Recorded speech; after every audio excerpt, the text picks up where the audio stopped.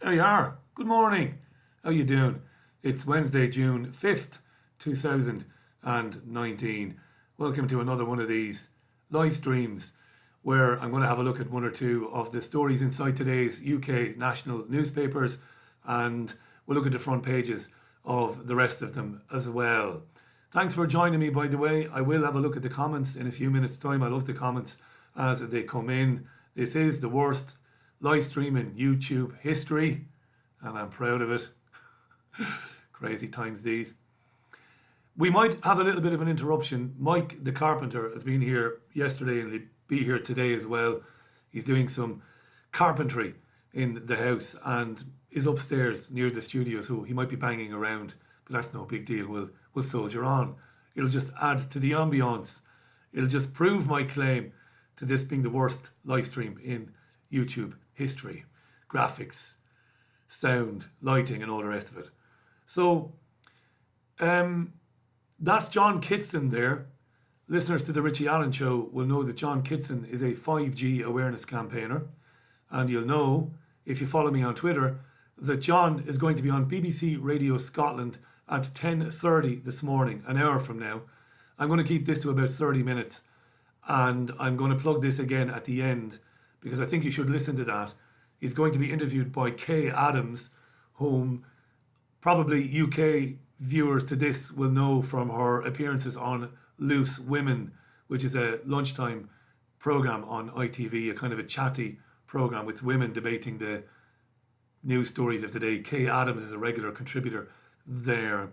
So John has been invited on to sit alongside a representative of the International Commission on Non-Ionising Radiation Protection, or ICNIRP, as Chris Busby called it last week when he was on the radio show, ICNIRP. So it's about the health concerns around 5G. And I did say this on the radio show the other day. I've been amazed at how many people are concerned about 5G, but they're coming from a point of view, or they're coming from the standpoint that they've never listened to the independent media. They've got no connection to conspiracy research or the alternative news. They figured this out for themselves. This is massive. Otherwise, the BBC wouldn't be covering it. So, really interesting. John will be on that programme at 10:30 on BBC Radio Scotland. And he will be debating somebody from ICNIRP. Have we got that there? We have. Let me bring up some more. I've got some graphics on that, have I? Because I did have a link. I'll put a link on Twitter a bit later on, just in case you can't find it. But this is whom he'll be. It's the Kay Adams programme. And if you go on to any search engine and put in BBC Radio Scotland schedule or BBC Radio Scotland, you'll get a link to the live programme and you can listen to it live. You just got to press play and listen. And that programme starts at 9, I think, or 9:30, her programme, but he will be on it from 10:30. He sent me a text this morning and was asking would I give it a mention. So I've given it a mention. By the way, this industry, this ICNIRP, by the way, is not independent. And I think people should know that. I'm sure people who listen to this programme know that. Have a look at this insert from Wikipedia. Governments around the world use ICNIRP guidance on safe exposure levels, or safe levels for us to be exposed to when it comes to non-ionising radiation. But Chris Busby said to me on the programme on Thursday, on a radio programme, and he's not the first person to say it to me, that this non-governmental organisation is far from independent and it has links to the industry. And there is a really interesting insert here on Wikipedia, if I can just bring that up. Despite or because the wide use of ICNIRP, it also encounters criticism. The rapporteur's memorandum attached to a resolution adopted by the Standing Committee of the Parliamentary Assembly of the Council of Europe in May 2011 reads, "It is most curious to say the least that the applicable official threshold values for limiting the health impact of extremely low frequency electromagnetic fields and high frequency waves were drawn up and proposed to international political institutions, the World Health Organization, the European Commission, governments, by the ICNIRP, an NGO whose origin and structure are none too clear, and which is furthermore suspected of having rather close links with the industries whose expansion is shaped by recommendations for maximum threshold values for the different frequencies of electromagnetic fields. They are part funded by the industry. And I would imagine that John Kitson, being a pretty smart guy, he came across as a very well briefed and very well spoken man on the Richie Allen programme. I would imagine if he's given the chance by Kay Adams on BBC Radio Scotland later on, will raise that point with her. He'll also raise the point, no doubt, that there have been grave concerns expressed about the safety of 5G in Switzerland, in Belgium, and in certain parts of America, California, New Hampshire as well. So yeah, watch that at 10:30. I'll make sure to put a link on Twitter in case you're as helpless as me. Some people are terribly helpless, aren't they? When it comes to doing anything online. You know, go to BBC Radio Scotland, just cause somebody to melt down. Oh, I can't. Oh, Jesus Christ, I'll show you then. The Richie Allen show last night with the... Who did I have on last night? I had on Heather Brunscale Evans, and I had Kevin Myers on, of course. Because Heather Brunscale Evans was on talking about transgender issues, I had an email from YouTube or Google this morning to my Gmail account saying that they were going to put a warning on the video and they were going to basically minimize its reach. They were going to make sure that it didn't show up in recommendations. This is the world we live in now. Heather Brunscale Evans had a conversation with me about trans policy, the trans policy of the Scouts and the Girl Guides. It was a moderate discussion. At no time was anything harmful said or claimed by her or by me about anybody. But because of the subject matter, Google sent me an email overnight. I get about 5 or 6 of these a week saying that it's going to be limited in terms of the people that can find it online. Welcome to Planet Dystopia. Let's have a look at the Express newspaper. No, let's leave the Express. Very interesting human rights story on the front page of the Express. I want to come to that in a minute. And I will read some comments in a minute as well. Let's have a look at The Guardian. The Guardian then. Trump and more Trump. It is the same as yesterday. Trump is in the UK. He'll be commemorating the D-Day landings with the Queen today or tomorrow. I'm not sure.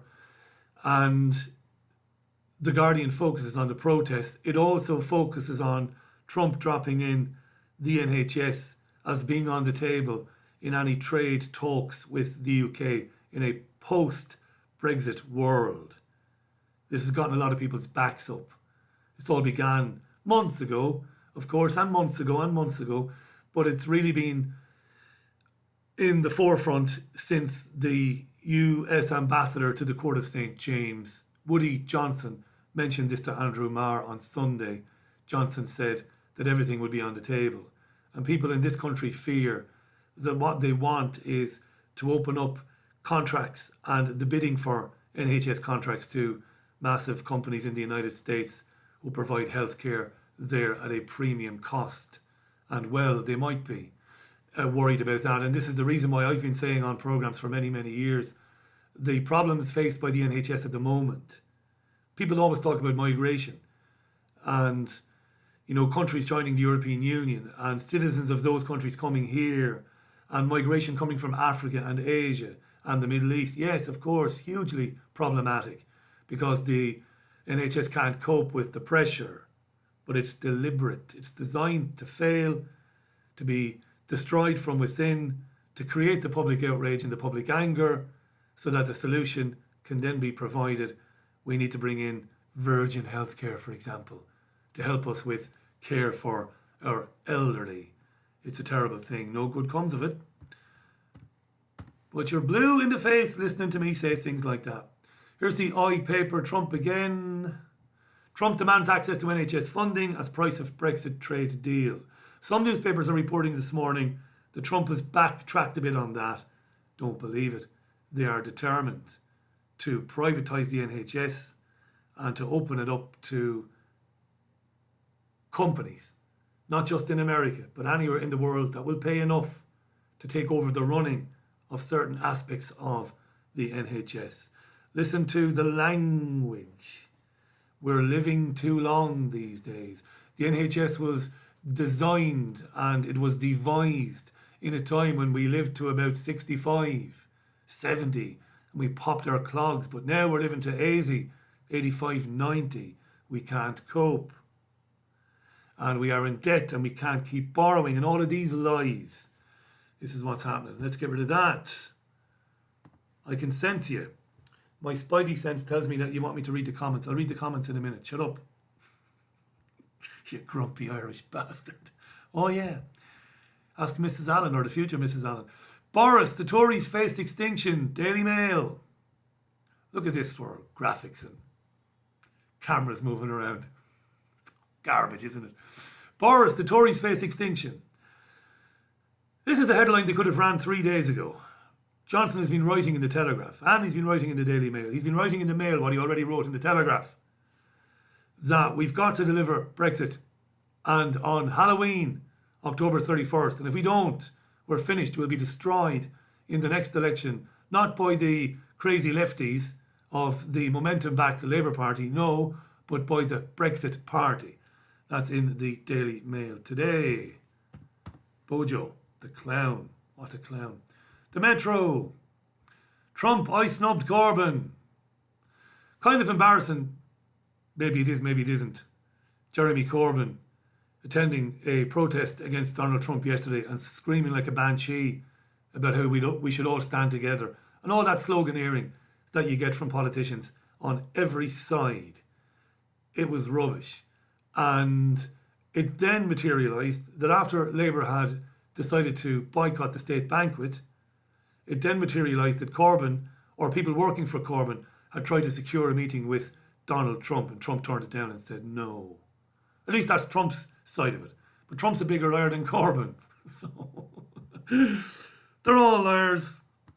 Liars of the world unite and take over. That happened a long time ago. Put out Mr. President, says Theresa May, according to the Daily Mirror.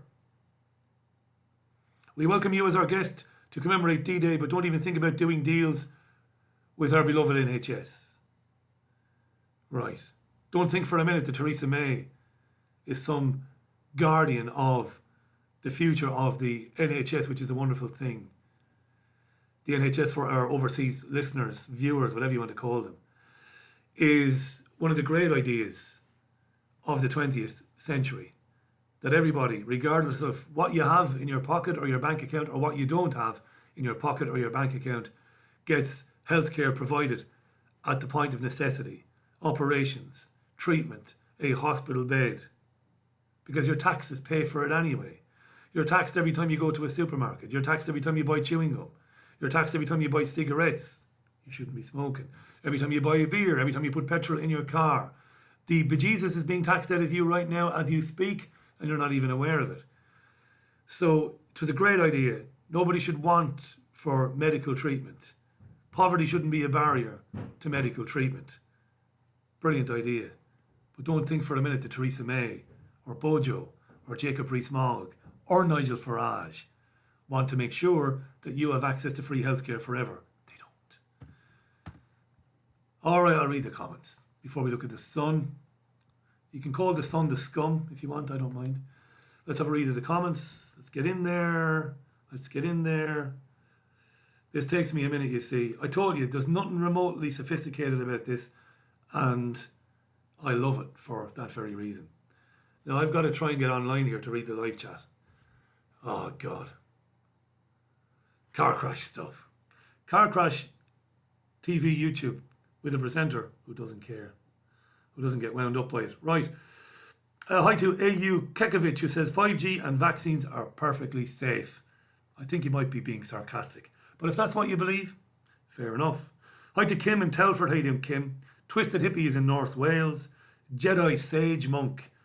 Hello, Richie. I hope you're well. I'm very well, Jedi. Thank you. Hi to Mo Lester, who's listening or watching in Canada. How you doing, Mo?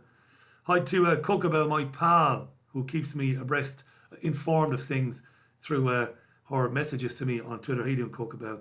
Sun's popped out. Might have to take this tea to my steps and listen in the sunshine.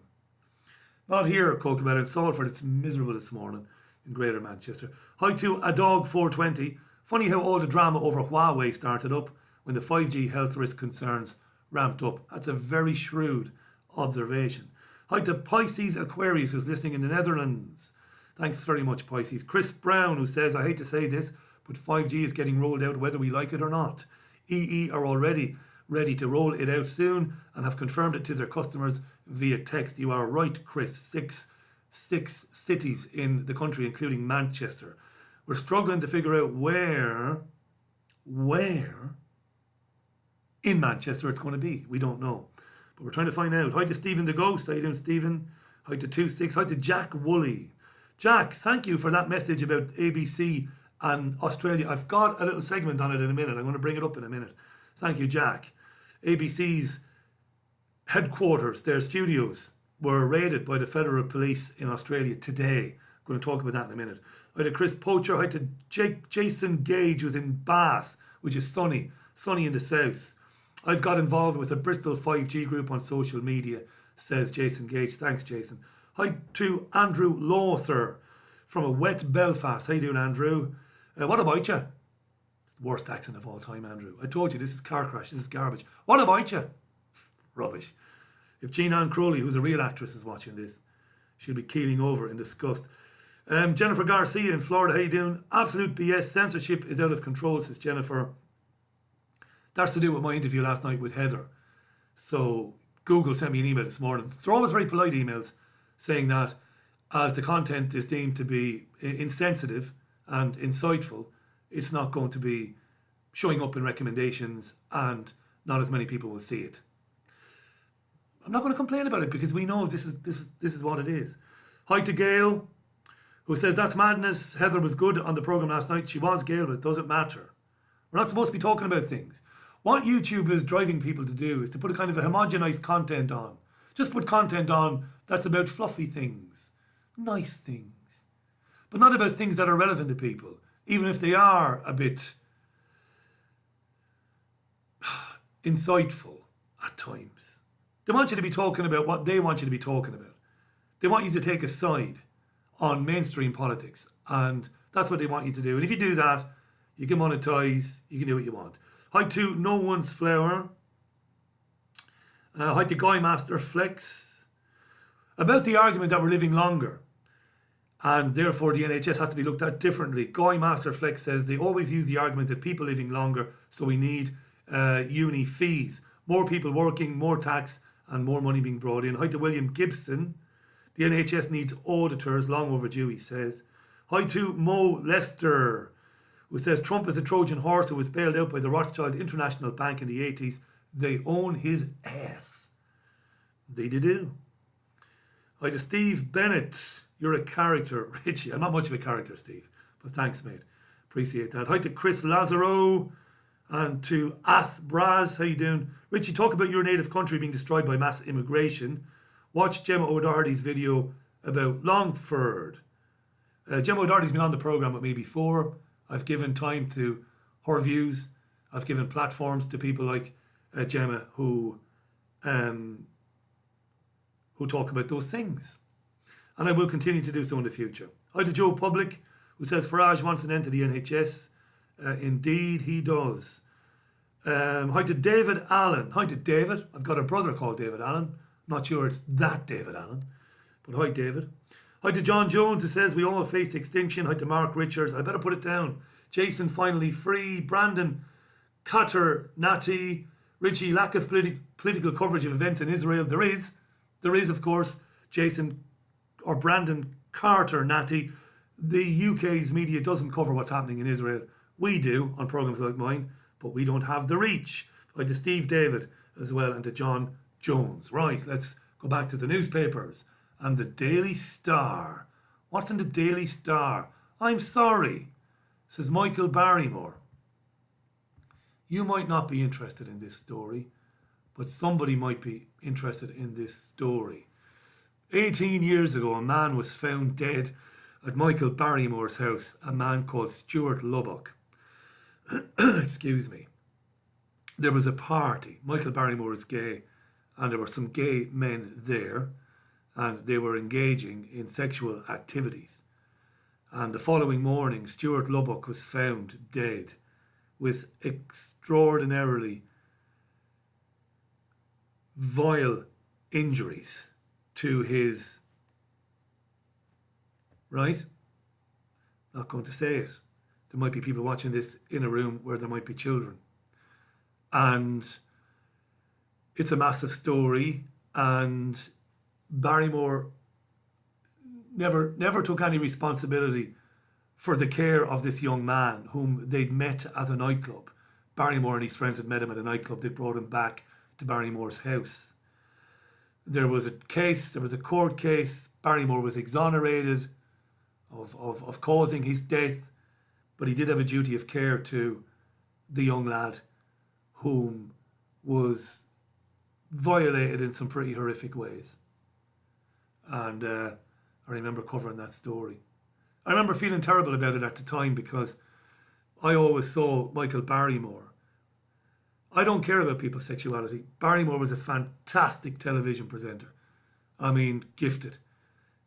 Incredibly gifted as a television presenter, working with the public, working with ordinary men and women like you and me in game shows and chat shows. Barrymore was extraordinary. But apparently he's apologising to the family of Lubbock all these years later. That's in the Star. That is free to read online if you want to read it. You might not. Top trumps in the Sun. Prez singles out 3 Tory big hitters in PM race. So he's named Gove, Hunt and Boris Johnson. Again, we've been hearing a lot about this. The Telegraph. Delay Brexit again and Tories face extinction, warns Boris. We've seen this in the Daily Mail today. No need to dwell on that. Let's get rid of that very quickly. What's in the Times? Trump's visit, I think. Moderates back Johnson for PM, according to the Times. Not sure about that. The president was subdued, unlike his entourage, says the Times. There was a press conference given by Theresa May and Donald Trump yesterday, and it was vaudeville, to say the least. Some newspapers are saying that May was horrifically embarrassed during it because of some of the narcissistic things Trump was saying about his own appeal in America. Apparently at one stage Trump turned to Theresa May and said, I've got the highest ratings of any Republican president ever. Did you know that? That's incredible. He actually said this to May in an aside, and May was sheepish. It was like, what the hell is going on? But other people are saying that it was a subdued press conference. Also in the Times on the front page is a story about the Liverpool footballer Mo Salah, who hails from Egypt. He's a very good football player. Little bastard. And no, he's not. He's a very good football player. Apparently his presence in the Liverpool team has helped to tackle Islamophobia in Liverpool. Where did they get this rubbish from? So Liverpool was full of people who hate Muslims. But then Mo Salah came along and we love Muslims now. Muslims are good. It's just rubbish by the Times. Let's have a look at this. Talked about this on the show last night, briefly on the radio show. Where this is absolutely crap, this live stream, the radio show is, as best as it can be, the last word in production values. That's how it is. It's yin and yang. This is crap. The radio show is, well, at least it sounds good. Whether I'm good or not, that's another thing. Talked about this lady. Lady is stretching it maybe. NHS worker who rounded on a Donald Trump supporter yesterday. This is her. She's been discovered. Her name is Siobhan Prigent or Prigent. How would you pronounce that? Prigent? Prigent? There was a Trump supporter who turned up to this thing yesterday. And this guy was fairly benign. Now, I know this today because there have been so many witnesses to it. Even his opponents, even some of the lefties in the protest, have said this guy was coming along. And he had a Make America Great hat on again. This red hat, which seems to be like a red flag to a bull to progressives. And they started haranguing is the word, haranguing, which is not harassing. It's a step further down the road from harassing, jostling the guy. And this woman who works for the NHS, not that it matters where she works for, I wonder how she felt when she saw the video back last night. She had her face millimeters away at times from this guy's face, and was roaring at him, inadvertently spitting in his face, calling him Nazi scum over and over and over again. It wasn't very nice to see. I also don't think it's right to single out this woman and scapegoat her either, by the way. It's a microcosm of the macrocosm. It goes on the right and it goes on the so-called left. This is what people are being driven to. This guy was a semi-retired granddad and he spoke to the Mail Online. He said this was a hardcore lot. They wouldn't answer his questions and they became very aggressive. And she's apologised for it.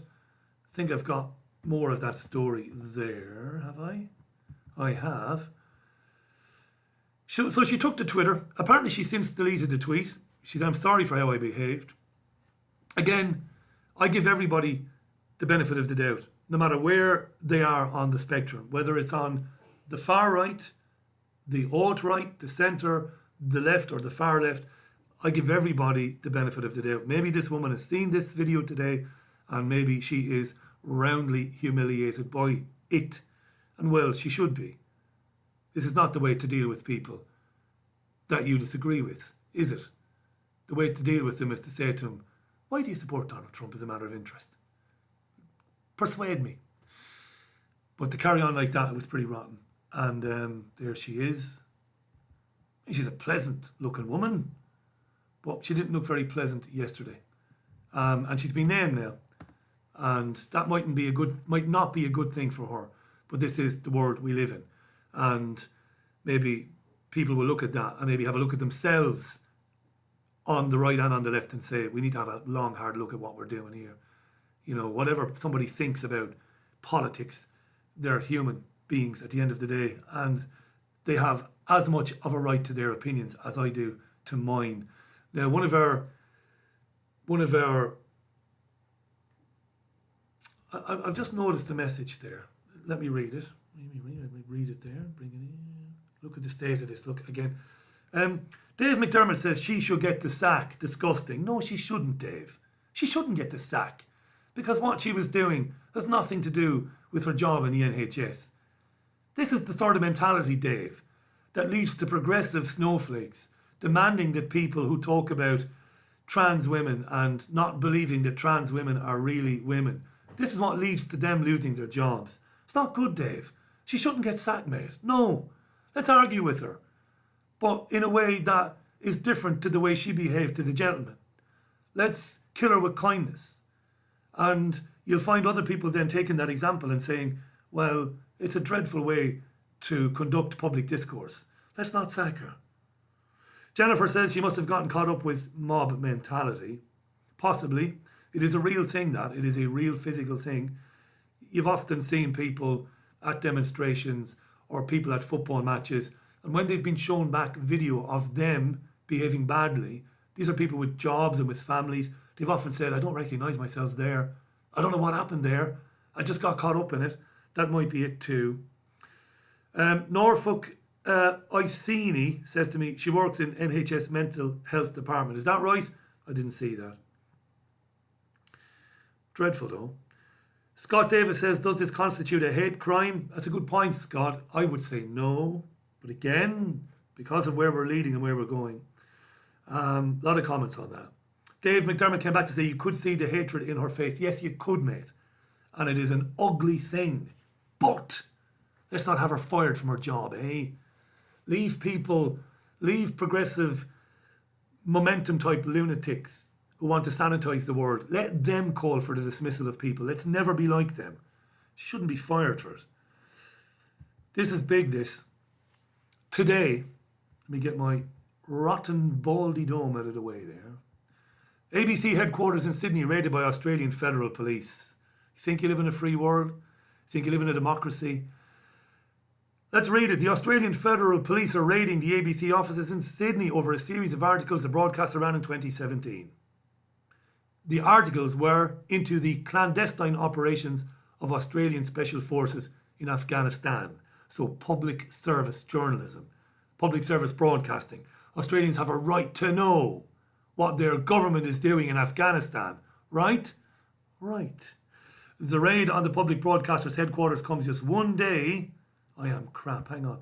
Just one day after the AFP, the Association of Foreign Press, or let's have a look. The raid on the public broadcaster's headquarters comes just one day after the AFP raided the home of a News Corp political editor over articles she published in 2018. I didn't know this till this morning. On proposals to expand Australia's domestic surveillance capabilities. Imagine. The Australian Federal Police are breaking down the doors of a journalist. Okay, she works for News Corp, but she's a journalist. And she wrote about what they were doing to expand the surveillance of people in Australia. And they've banged down her door.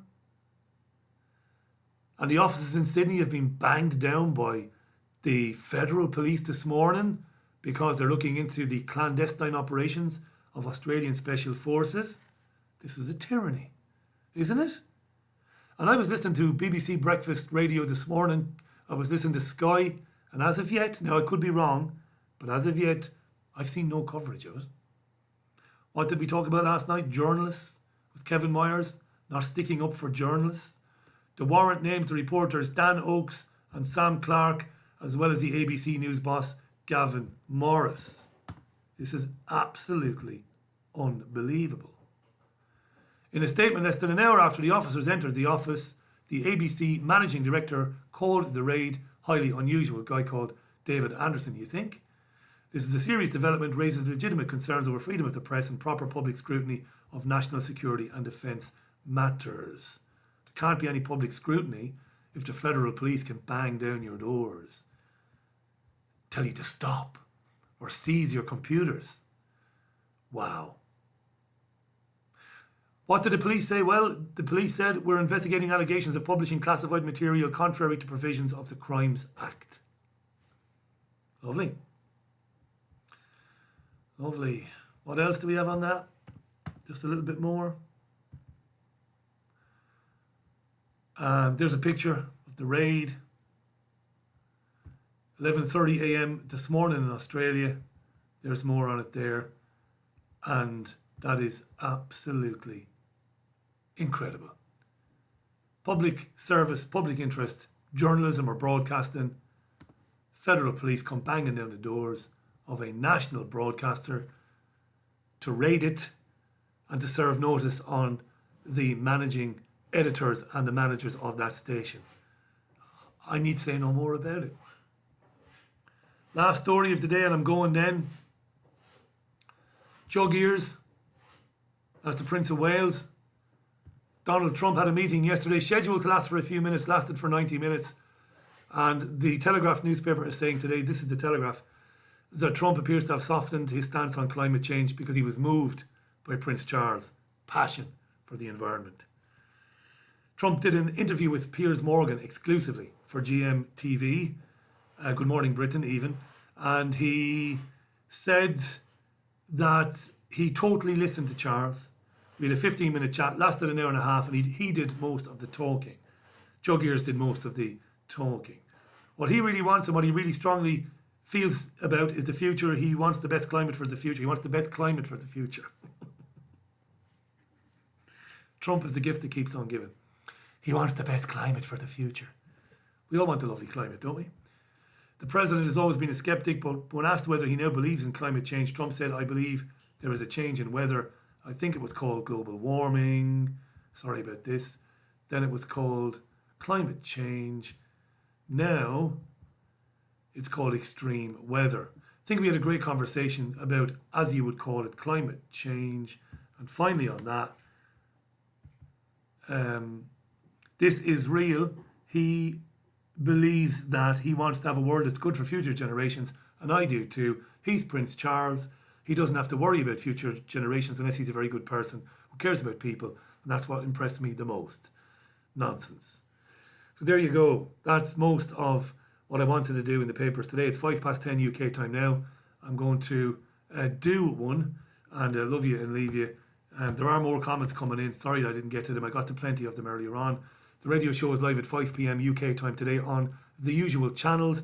Now, in 25 minutes on BBC Radio Scotland, John Kitson will be on there, and he will be taking part in a debate about the safety of 5G technology with Kay Adams on the Kay Adams Show. So go to a search engine, look for BBC Radio Scotland, you'll find it, you'll be able to listen to that. It's on at 10:30. In the meantime, do listen to triggerwarning.tv with Hayden Hewitt and Graham Booth. I'll be with you again 5 on richieallen.co.uk, TuneIn Radio, Fab Radio 2 here in Manchester, triggerwarning.tv and many other platforms that take the Richie Allen radio show. So until later on, it's goodbye from me. Bye for now.